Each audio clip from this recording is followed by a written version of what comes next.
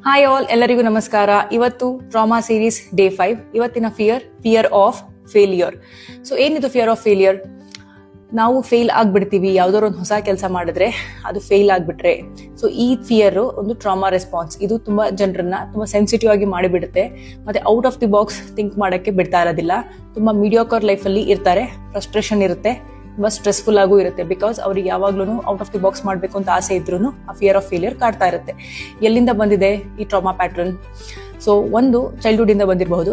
Parents ಯಾವುದೋ ಒಂದು ಹೊಸ ಬಿಸ್ನೆಸ್ಗೆ ಟ್ರೈ ಮಾಡಕ್ ಹೋಗಿರ್ತಾರೆ, ಅಥವಾ ಯಾವ್ದಾದ್ರು ಒಂದು ಹೊಸ ವಿಷಯಕ್ಕೆ ಇನ್ವೆಸ್ಟ್ ಮಾಡಕ್ಕೆ ಹೋಗಿರ್ತಾರೆ.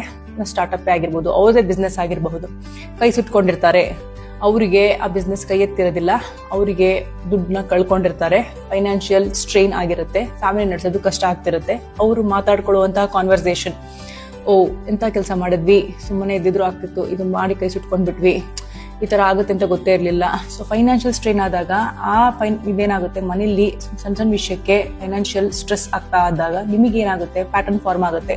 ನಮ್ಮ ಅಪ್ಪ ಅಮ್ಮ ಯಾವ್ದಕ್ಕೋ ಕೈ ಹಾಕಿದ್ರು, ಅದಕ್ಕೆ ಹಿಂಗ್ ಆಯ್ತು ಅನ್ನೋದು ಒಂದು ಇದರಿಂದ ಪಿಕ್ ಮಾಡಿರ್ಬೋದು. ಇಲ್ಲಾಂದ್ರೆ ದೊಡ್ಡವರಾದ್ಮೇಲೆ ನೀವೇನೇ ಯಾವ್ದೋ ಒಂದು ಇನ್ವೆಸ್ಟ್ಮೆಂಟ್ ಮಾಡಿರ್ತೀರಿ, ಕೈ ಸುಟ್ಕೊಂಡ್ಬಿಟ್ಟಿರ್ತೀರಿ. ಸೊ ನಿಮಗೆ ಮತ್ತೆ ಏನಾದ್ರು ಆ ಬಂಡವಾಳ ವಾಪಸ್ ಬರ್ತಿರೋದು ಭಯ ಸ್ಟಾರ್ಟ್ ಆಗ್ಬಿಟ್ಟಿರುತ್ತೆ.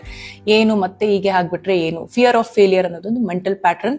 ಅದು ಸಬ್ ಕಾನ್ಶಿಯಸ್ ಲೆವೆಲ್ ಅಲ್ಲಿ ಸ್ಟೋರ್ ಆಗಿರುತ್ತೆ. ನಿಮ್ಮದಿಗೆ ಯಾವುದೇ ಒಂದು ಹೊಸ ಕೆಲಸ ಮಾಡಬೇಕು ಅಂದಾಗ ಪ್ರತಿ ಸತಿ ಅಡ್ಡಕ್ಕೆ ಬರುತ್ತೆ. ಆದ್ರೆ this is your state of mind ಅಂತ ನಾನು ಹೇಳ್ತೀನಿ. ಯಾಕೆ ಅಂದ್ರೆ ಇದು ಮೈಂಡ್ ಅಲ್ಲಿ ಇರೋ ರಿಯಾಲಿಟಿ ಅಷ್ಟೇ, ಇದು ನಿಜ ಅಲ್ಲ. ತುಂಬಾ ಜನ ಸಕ್ಸಸ್ಫುಲ್ ಆಗಿರುವಂತ ಜನ ಯಾರು ಸೋತಿಲ್ದರೆ ಗೆದ್ದಿರೋರು ಯಾರು ಇಲ್ವೇ ಇಲ್ಲ. ಇದನ್ನ ಚಾಲೆಂಜ್ ಆಗಿ ತಗೋಬೇಕು, ಮುಂದೆ ಬರಬೇಕು. You should not fear and go back ಅಂತ ನಾನು ಹೇಳ್ತೀನಿ.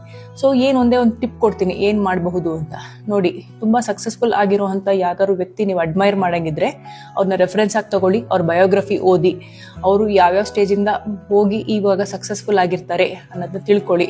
So this would help you. So ಈ ಟಿಪ್ ಇಷ್ಟ ಆದಲ್ಲಿ ದಯವಿಟ್ಟು ಈ ವಿಡಿಯೋನ ಲೈಕ್ ಮಾಡಿ.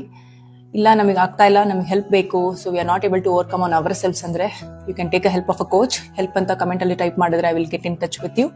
So thank you for watching this video. ನಾಳೆ ಸಿಗೋಣ ಇನ್ನೊಂದು ಸೀರೀಸ್ ಜೊತೆ. Thank you so much.